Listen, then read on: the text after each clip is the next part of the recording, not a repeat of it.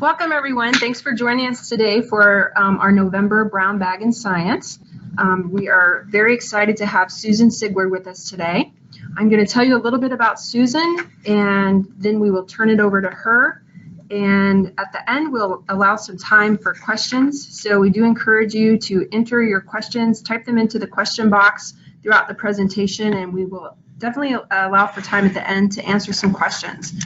Let me tell you a little bit about Susan.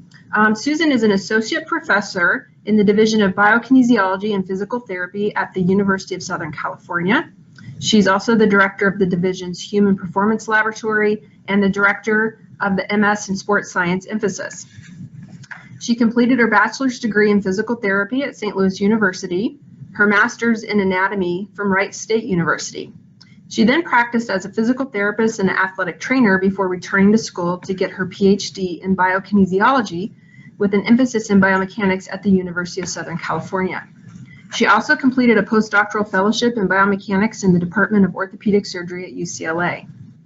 In her research, she uses biomechanical assessment tools to identify impaired mechanics that relate to lower extremity injury with a focus on knee injury and rehabilitation. Her work has contributed to the understanding of impaired mechanics following ACL injury with a specific emphasis on early rehabilitation. An interesting part of Susan's work is that she tries to translate biomechanical assessments from the research laboratory to the clinic by identifying mechanisms to simplify the process of using technology to identify and resolve impairments. With her understanding of how factors such as experience, age, training, and sex influence the development of movement strategies that increase risk for ACL injuries, she contributed to the National Athletic Trainers Association position statement on the prevention of ACL injury. She's also been very involved at ACSM, and she's currently the chair of the Biomechanics Interest Group. So welcome to Susan, and at this point, we are going to turn it over to her for her presentation. Again, if you have questions, please type them into the question area throughout, and we will get to them at the end. Okay, Susan, turning it over to you. Excellent. Thanks, Lynette. Thanks for that introduction. As Lynette said, I practiced as a physical therapist and an athletic trainer for about 10 years before I went back to get my PhD, and the tools I use are pretty much biomechanical instruments to identify movement impairments. And I'm currently teaching in the program physical therapists and sports science students who aren't necessarily clinicians treating patients. So I think a lot of what we're looking at applies across the span of what I term clinicians, whether that be an athletic trainer, a strength and conditioning coach, even our clients. When I gave Lynette my title, I think I was having a stroke, and I thought that I was going to be talking about something else. But I do want to touch on a lot of the importance of translation. But I'm going to focus it mostly on looking at lower extremity mechanics following ACL reconstruction. And a lot of the work that we're doing, like many others, is attempts to look at these mechanics and how we can optimize recovery and return to play for our athletes. So let's see if I can get this going. Pretty simple. Everybody probably understands that ACL is a major stabilizing ligament of the knee, and disruption of the ligament is going to lead to instability for our athletes during turning and pivoting, cutting types of tasks. So often surgery is required to return them to their sport, and rehabilitation following surgery and the injury typically is going to run 6 to 9 months. However, there are several problems following surgery. The biggest problem that we are really facing is a high re-injury rate.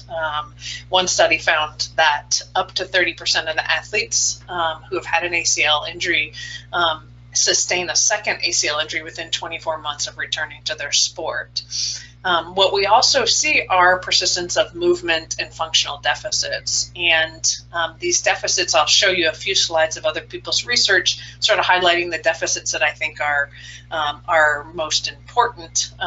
And the problem with these deficits are that they persist at this time point of return to play and are often attributed to this increased risk for re-injury. We need to keep in mind that there are a lot of factors that may increase the risk for re-injury after your first ACL reconstruction. But there are several studies that are finding that some of these, in particular, these movement deficits, these biomechanical deficits, are increasing the odds for re-injury. One of the deficits in general that I want to talk about are loading deficits. We find that people following ACL reconstruction are underloading, so taking the load off of their surgical limb in general, and also underloading their surgical knee. And we can see, using some of the data from Paterno and colleagues out of Cincinnati, we can see this deficit in reducing limb loading by looking at ground reaction forces. Now, a double limb drop jump or drop land task is a task where the athlete starts on a box, drops down onto the ground with the intention of decelerating and then jumping up as high as they can. This is a bilateral task, often performed with force plates under each foot, and in many circumstances it's used as a screening tool for injury risk and for recovery. And this data just highlights some of the deficits that are seen at this return to play time. So at 6 to 9 months after surgery, they found that just performing this simple task, and again, this is a controlled environment. This is not what you might consider, on the field or court sport-specific task. They found that these individuals underloaded their surgical limb or their involved limb during this task. What they found in a smaller cohort but a little bit farther out was that 2 years post-op, they continue to see this underloading strategy. And these are times when we expect that a lot of these impairments related to the surgery are resolved. Specifically looking at the knee sagittal plane deficits, and that's when we're talking about knee sagittal plane deficits, the best way to highlight those are to look at a single limb task. So they're not able to shift the demands to the other limb like in a double limb task. But in a single limb task, what we see for sagittal plane deficits is that these individuals are not going through as much knee flexion range of motion, and they're also reducing their knee extensor moments, and that's a way that we can calculate the demands or how much demand they're placing on their knee extensors or quadriceps. So a single limb hop task is a task that's used a lot to determine whether individuals are ready to return to play. It's a functional task, and they have individuals hop as far as they can and stick the landing and keep control on their good limb and then their surgical limb. And passing that task means that they have hopped within 85 to 90% of the same distance. There's a couple studies that really highlight these deficits that we're seeing during this task in ACL individuals after ACL reconstruction.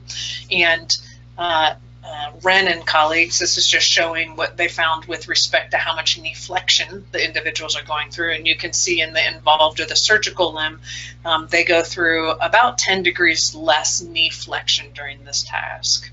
But what's even more compelling is what we see when we're looking at our knee extensor moments.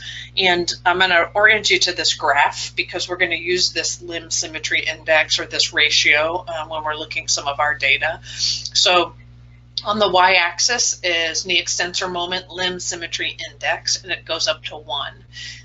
This is taking the knee extensor moment from the surgical limb and dividing it by the knee extensor moment from the non-surgical limb. And if they were the same, we would have a ratio of 1 or limb symmetry index of 1. If the knee extensor moment in the surgical limb is less than the non-surgical limb, then we will have a deficit, and that deficit will be a number less than 1. So a deficit of 0.8 or a ratio limb symmetry index of 0.8 would be a 20% deficit in the surgical limb. So what these guys did is they divided up their subjects into those who failed the test, meaning they did not hop 90% of their good leg on their surgical limb. And then they looked at how much they used their knee extensors. And not surprisingly, we see that they don't use their knee extensors to the same extent. But what is a little bit surprising is that they have almost a 50% deficit there. So they're using their knee extensors half as much. When they looked at those who passed, so they're passing this clinical criteria, when we looked at those who passed, they continued to have a deficit, and that deficit being on a magnitude of about 20%. And that's going to be a little bit concerning there. We're looking at this underloading of the knee extensors, which is sort of typical sort of avoidance strategy. This is really this pattern is highlighted really well in the Orishima paper in 2010 as well. So if you're interested in that, there's some really great graphs in that paper to show how they are avoiding using that surgical limb. Let's put this all in the context of our expectations of recovery, and we'll do this sort of in a rehabilitation and recovery expectation timeline. We're going to consider at 1 month, 1 to 3 months, individuals are restoring sort of their normal activities. I have black and white pictures up here of getting out of a chair, walking, squatting. This is when they're getting rid of their swelling and their pain, increasing their strength, and getting back to these sort of mundane activities. Depending on what you're reading, there's a suggestion that our athletes are initiating and progressing running anywhere between 6 and 16 weeks. So we're probably talking about a 3-month time period when they can initiate running safely. And you can note that that picture is colorful because our athletes like doing the colorful things, because following that or in that same time period, they're going to be doing much more aggressive exercises and tasks, single limb tasks, more plyometric, ballistic tasks. And then many of the return or the rehabilitation or recovery programs suggest that returning to agility on sport-specific tasks and returning to sport can occur between 4 and 6 months.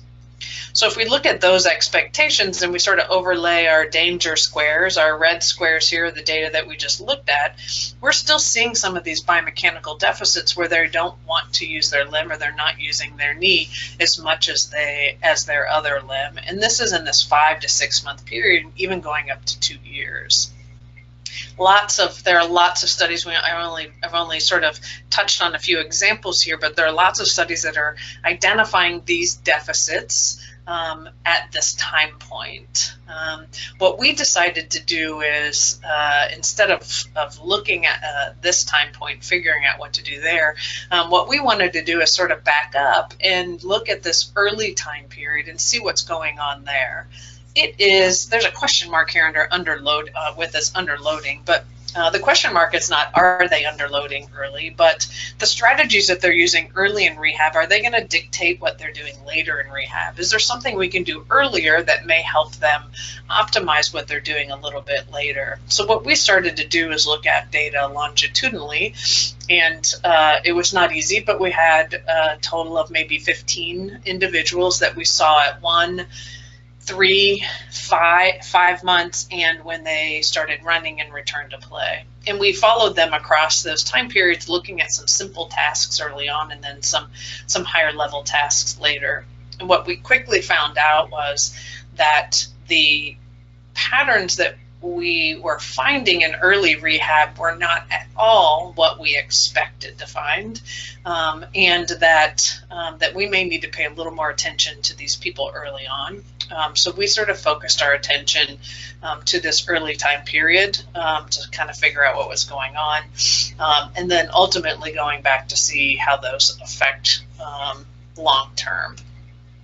So I'm going to go over some data from a series of studies that Ming-Shen Matt Chen, my previous student, now PhD, did, and kind of look at these data and highlight some of the problems that we were seeing. So again, these people were in early rehabilitation, about 3 months post ACL reconstruction, and they came into the lab and they did some bilateral tasks, easy tasks, standing, sit to stand, and a squat task, and they did it under 3 different conditions. I won't go into a whole bunch of detail here, but understanding the conditions actually helps with the interpretation of the data. So in the natural condition, they performed these tasks, and they weren't given any instructions on what to do. And in fact, during the standing and the sit-to-stand tasks, there was a little bit of deception. They didn't know that we were actually measuring them. And what we were measuring were the vertical ground reaction forces, or the forces under each of their limbs. In the instructed condition, after we had done all of those in the instructed condition, we asked them to distribute the demands, to distribute their weight evenly on both feet. So to make sure that they had equal weight on both feet while they were performing the tasks. And then finally, in the feedback condition, we gave them ground reaction force feedback, so on a screen that showed the amount of force under each limb, and they were asked to match that. Keep in mind, every time I say we, I mean Matt. I want to give full credit to all of my students and all of the hard work that they do. So we means Matt in this case. What he did is calculated the ground reaction force, and you can see that in the graph here to the right. This is during the sit to stand task, and this is the ground reaction force over time. And then he calculated the area under that, which would be ground reaction force impulse, and then compared that between limbs. So let's look at some of the data. I'll show you sit to stand and squat data. So back on this graph here, again, we have limb loading symmetry, which is that limb symmetry index. And if you remember, 1 means that there would be equal weight under both limbs, and we would have a ratio of 1. If the ratio is less than 1, that means there's a decrease in weight on the surgical limb compared to the non-surgical limb. And if it's above 1, that means there's more weight on the surgical limb than the non-surgical limb. So during the sit-to-stand task in the natural condition, what we found was that the ACL group, the little red dot there, underloaded their surgical limb by more than 20%. When we had the control subjects, and these subjects were matched for our ACL group, so they were similar age, height, weight, activity level. You can see that when the typical control person did a sit-to-stand task, that they were generally distributing their weight fairly evenly between their limbs. There was obviously a significant difference between these 2 groups. So when they did perform the sit-to-stand task in the instructed condition, you can see that the ACL group was able to improve their symmetry when they focused on it, but they continued to have a deficit when they were compared to the control group that stayed fairly even at 1. And then finally, and not unexpectedly, during the feedback condition, everybody was able to do it really well. So we can see that the people following ACL reconstruction were able to improve their symmetry as they went on, but in that natural condition, when they weren't thinking about it, they had quite a bit of asymmetry. Now we see the similar results during the squat, but during this natural condition, you can see that the deficit's probably not going to be as big as we saw in the sit-to-stand task. And this is probably because they knew we were measuring them. They had to know that we were doing it. We asked them to do a squat, and the squat task is probably more similar to an exercise than a daily activity. But we did continue to find a deficit there, probably at about 15%. They were able to improve their symmetry when we gave them instructions, but there still seemed to be a difference between the control group and the people following surgery. And then, of course, in the feedback condition, everybody was able to do this well. So it seems like a pretty simple study. We only looked at these ground reaction forces, and we compared across these fairly simple conditions. But really the takeaway from this is that they can load their surgical limb, and they don't. So this is 3 months post-op, and these tasks are tasks that they're performing every day.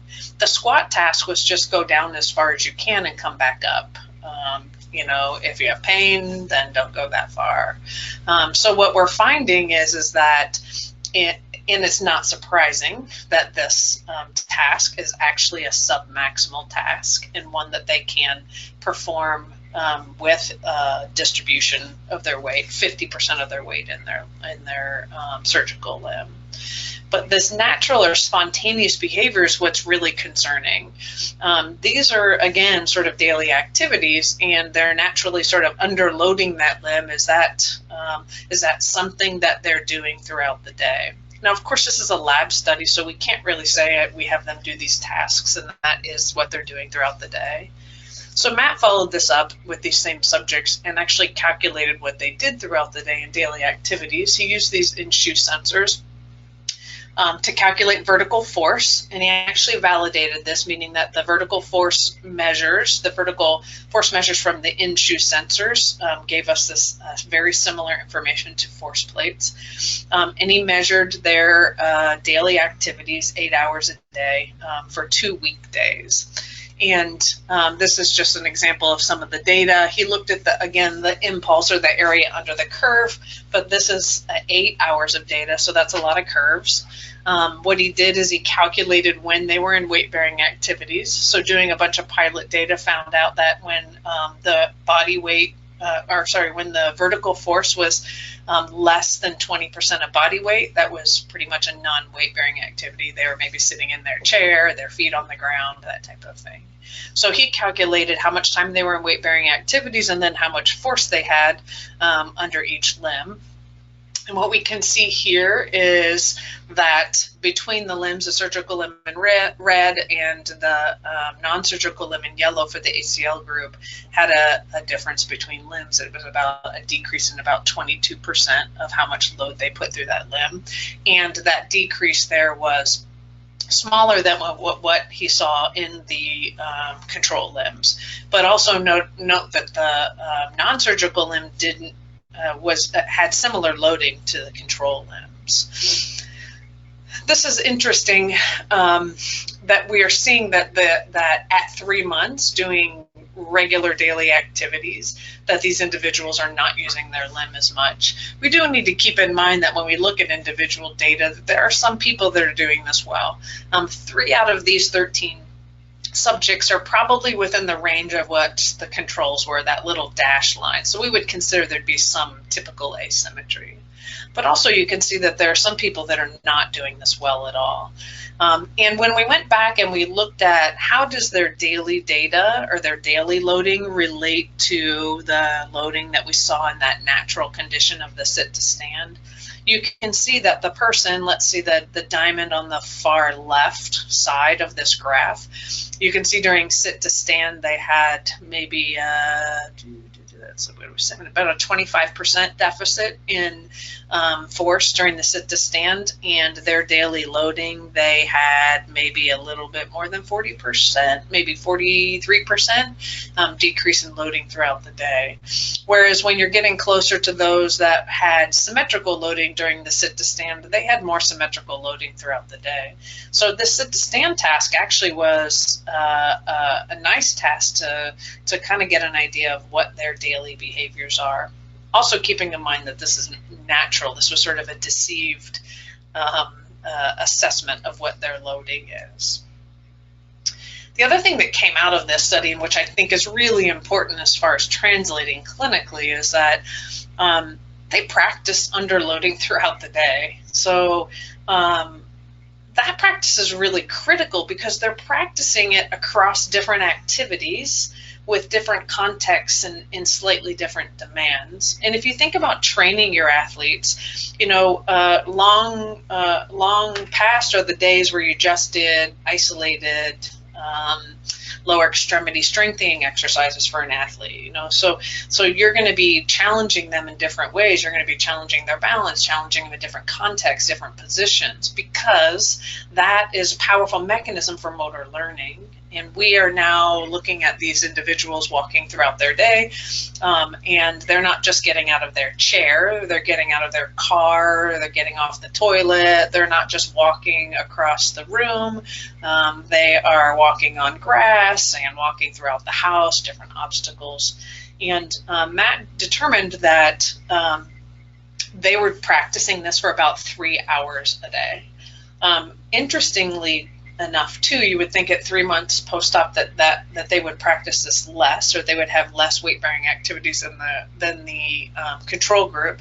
But there was no difference in how much time they spent during weight-bearing activities between the two groups. Now, granted, this was a weekday, which I don't know if I can stand up for 3 hours during my weekday sometimes. But you can imagine in the context of how many hours are dedicated to reversing this behavior. And that would be any time that they were doing their exercises, whether they're working out or whether they were in some sort of rehab setting. Really, there's probably almost no equivalency there for that type of quality of practice of a bad loading pattern. So when we talk about translation of this information, when we're talking to our clinicians, these deficits are present in practice and submaximal daily tasks in early rehab, and they are practiced at times when these individuals can be loading that limb, they're just not doing it. So what do we need to do to fix this? The really concerning part of this is that these same deficits persist almost a year post surgery.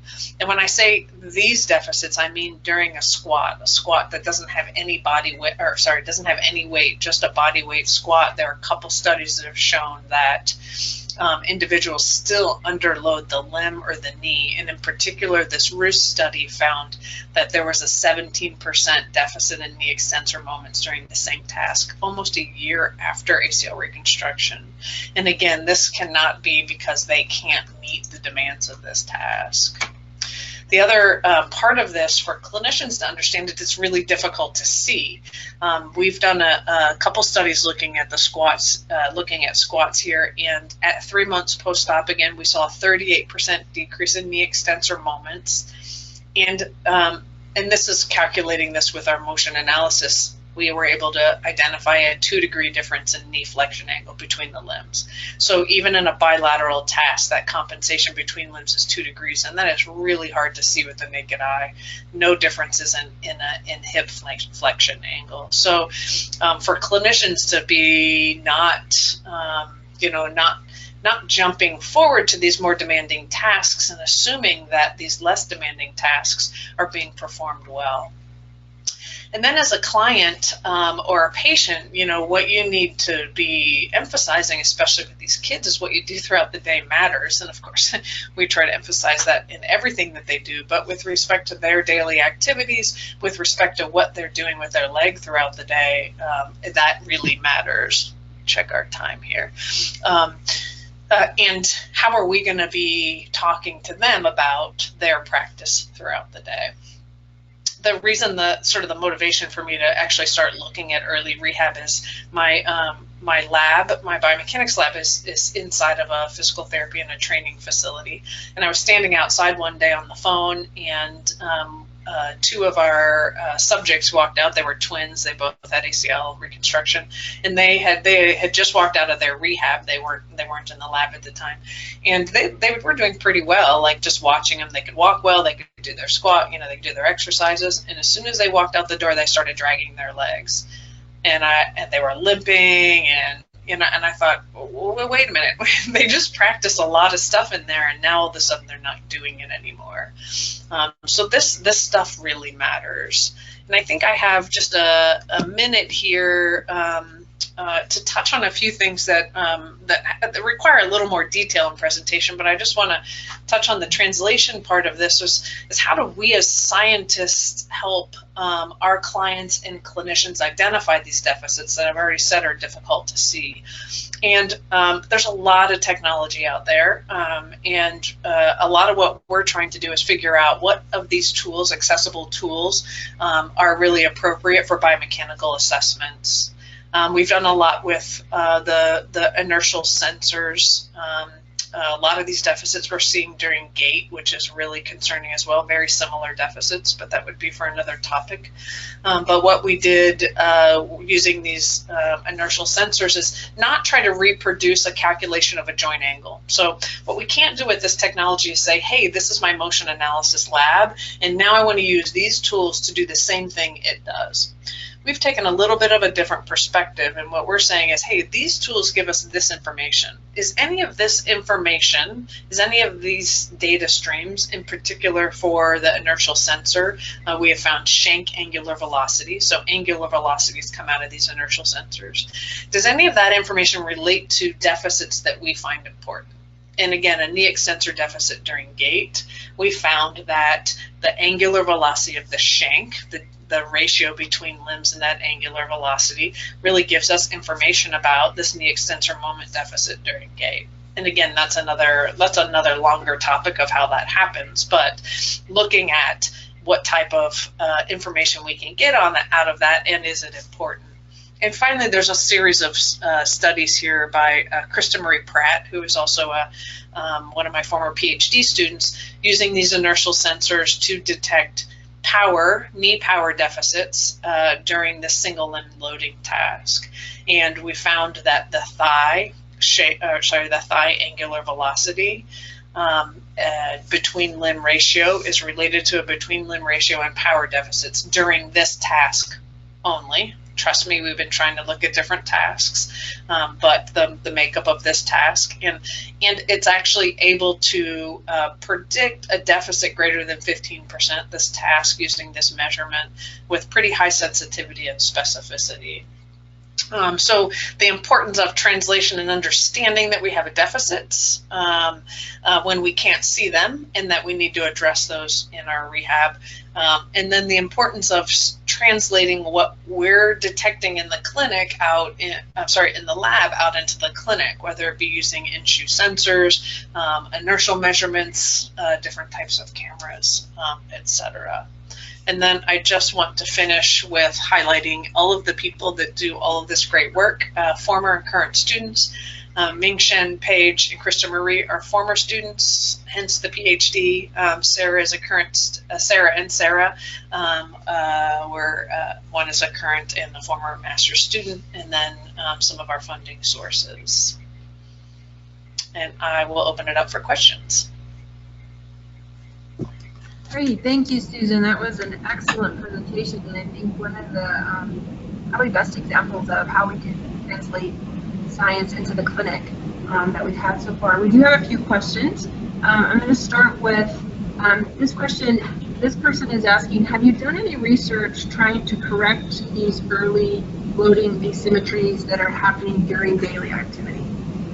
That is a great question, and some of these data that I showed you today, one of them is in a paper in revisions right now, so hopefully to get out, which means that we pretty much just finished this up, and we have a few grants in. There's a few really interesting questions that we have with respect to this, especially if we have these in-shoe sensors and all this technology. Can we give these guys feedback throughout the day or at the end of the day and say, hey, your goal was to, load more during the day. Did you meet that goal? And try harder or not? And I will have to say, I just did a presentation saying they can do it, so they better do it. But I also have reservations in saying that, well, yes, they can do it in the lab, but what if we made them do it throughout the day? Are they going to be more sore? Are they going to have other problems? And that's something that we definitely need to investigate and are doing for our next step. I would have to say, if we had them do this throughout the day and the consequences of that were not good, that they had pain or swelling, etc., then we need to go back to our recovery expectations and say, well, wait a minute, we can't even get them to do this symmetrical loading throughout the day without increasing their symptoms. Maybe we should be changing our expectations on that timeline. Good question. Great, thanks. Another question, have you used portable force plates to use in a clinical setting to measure the vertical ground reaction force during the rehab phases? Oh, I love these questions. You guys are feeding into all of this. I'm currently, with my hat of the Master's Sports Science program, there's so much great technology out there. Force plates in particular are being used a lot in sort of athlete performance rehab science at that sort of the higher level, and I think that they're great tools. I think they're really great tools. There's some problems with respect to cost, and you know, who can afford to have those for their patients, etc. But I have to, I'm going to give you a little bit more information with respect to this loading, which highlights a little bit of a weakness in what we're looking at here. But we also found in our SQUAT paper, and this is in JOSPT, we found that the decreases, the underloading of their knee extensors is the biggest problem. And anyone who's had ACL reconstruction or has worked with these individuals is that we just have a hard time getting their quadricep strength back. And which is not surprising, I guess, now, if we're seeing that they are all day long, they're not loading their quadriceps the way that their other leg is. So that seems to be the big problem. They're underloading their knee. Now, one of the ways to measure that is, hey, are they taking the weight off of their leg? The other way that they can do that, though, is they can shift that demand within their limb. So they could be putting the same amount of weight on their leg, but they're shifting the demand within their limb. Matt's done a lot of this work, has an abstract on this, and we're trying to get this paper written. But before we have it out there, I'll give you a little secret. One of the things that we think we can do with a force plate is at least get an idea of whether they're shifting within that limb, because they're changing where they're putting their weight in their foot on the surgical limb. So it's sort of it's a center of pressure measurement, and so they're altering that a little bit. And I'm saying that because that problem of having force plates, the problem is they're expensive. I wish everybody had a good force plate or two, but the problem is that you can get cheaper force plates that just give you vertical force, so they're less expensive. They give you great vertical force, but they can't calculate that center of pressure. So one step would be to make sure that they're loading their limb. But what if we forced everybody to put the same amount of weight on both limbs, but they're like, that's fine, I'll do that, but I'm not going to put weight through I'm not going to put the load through my knee. So we're missing that piece of it. I think that this is a really quickly evolving area, and I hope to see force plates and that type of technology be a lot more accessible.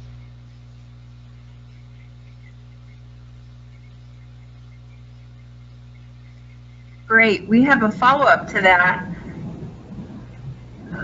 Let's see. Do you see the extensor movement deficits in both patellar tendon graft and hamstring graft? Oh my God. Do I have plants out there? I love this. I love this. So yes, we do. Now, of course, you consider people who have the graft taken from their patellar tendon, that they wouldn't want to be loading that limb as much. But we do not discriminate when we have subjects in our studies.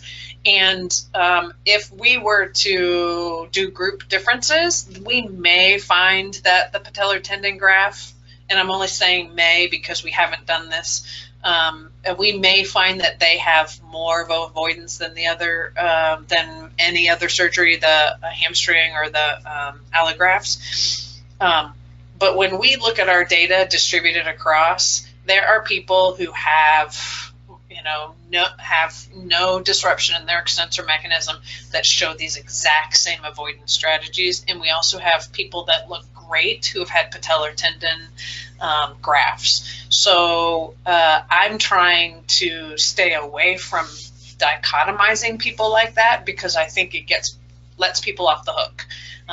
It lets those people, oh, well, I didn't have that surgery, so I don't have to worry about that so much. But we certainly are seeing people with the autografts and allografts, or autograft hamstring, etc., that have these same deficits, and it's very interesting, very interesting.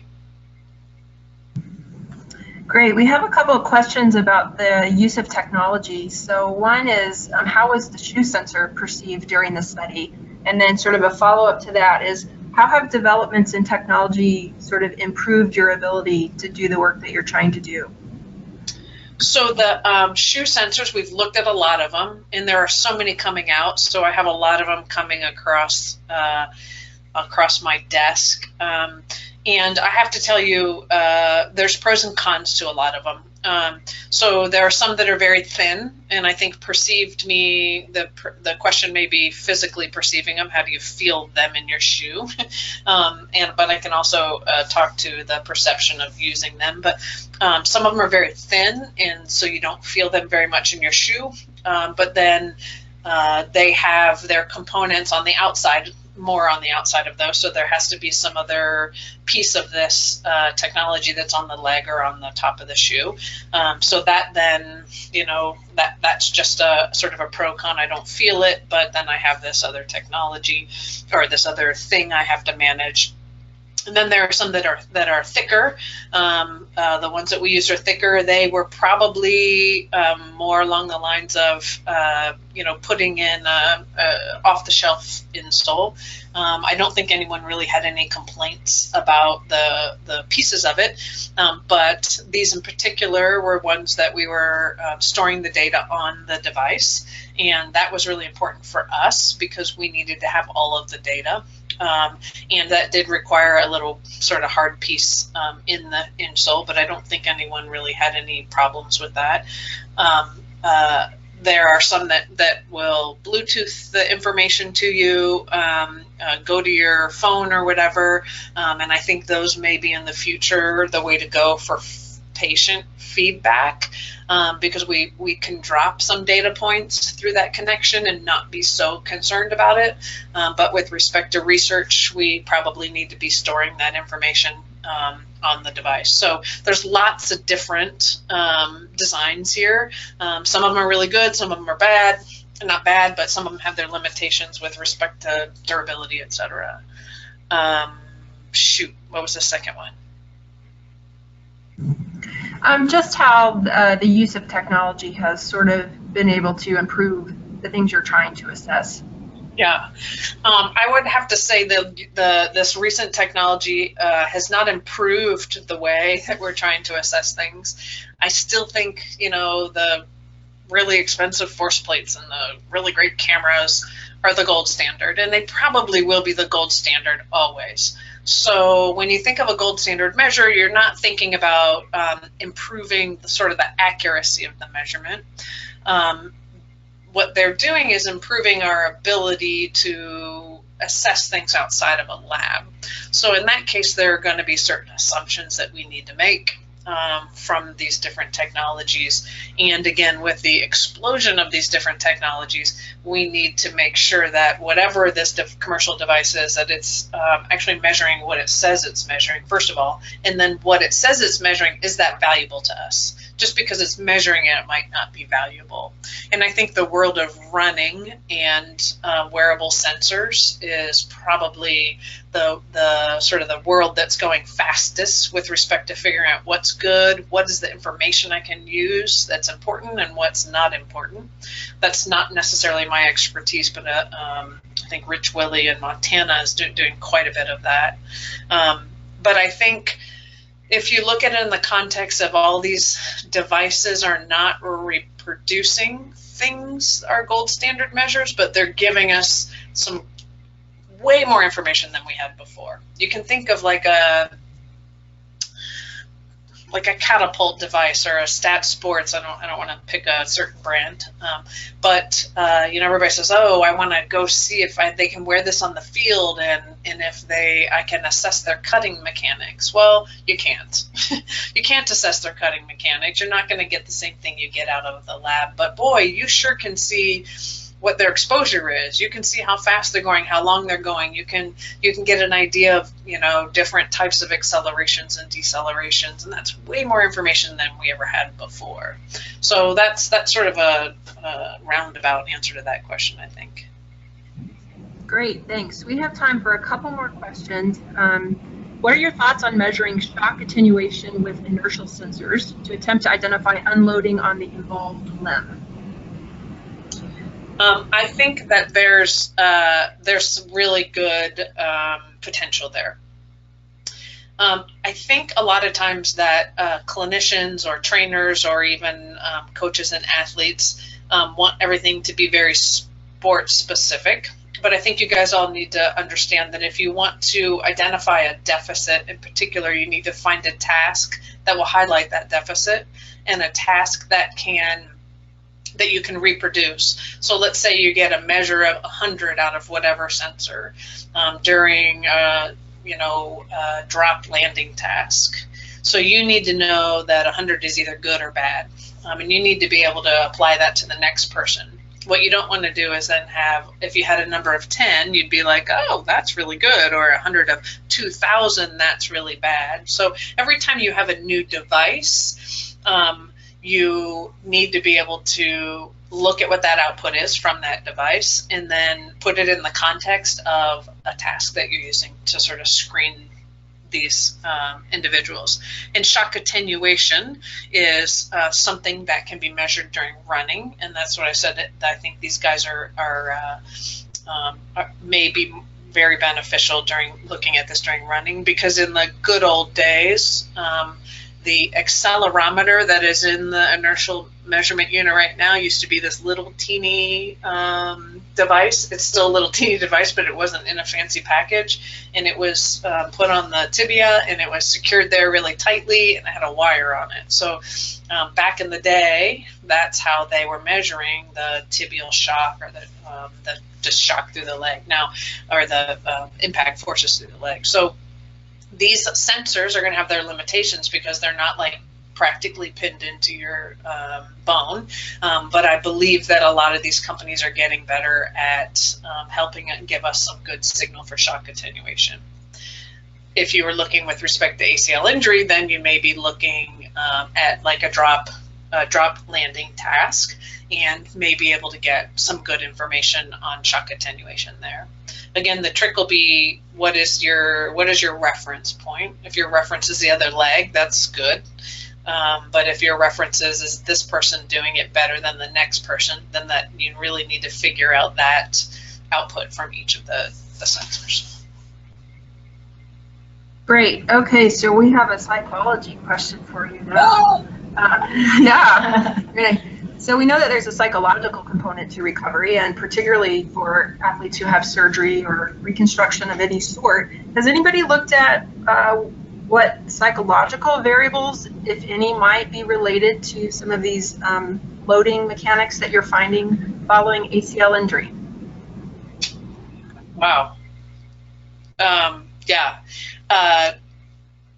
We literally just put a grant together to start to look at those. Now, I have to say that that's not my area of expertise, but I do know that there's rich literature out in that return to play period that is highlighting sort of these psychological factors, all around fear of loading or fear of re-injury, those types of things. And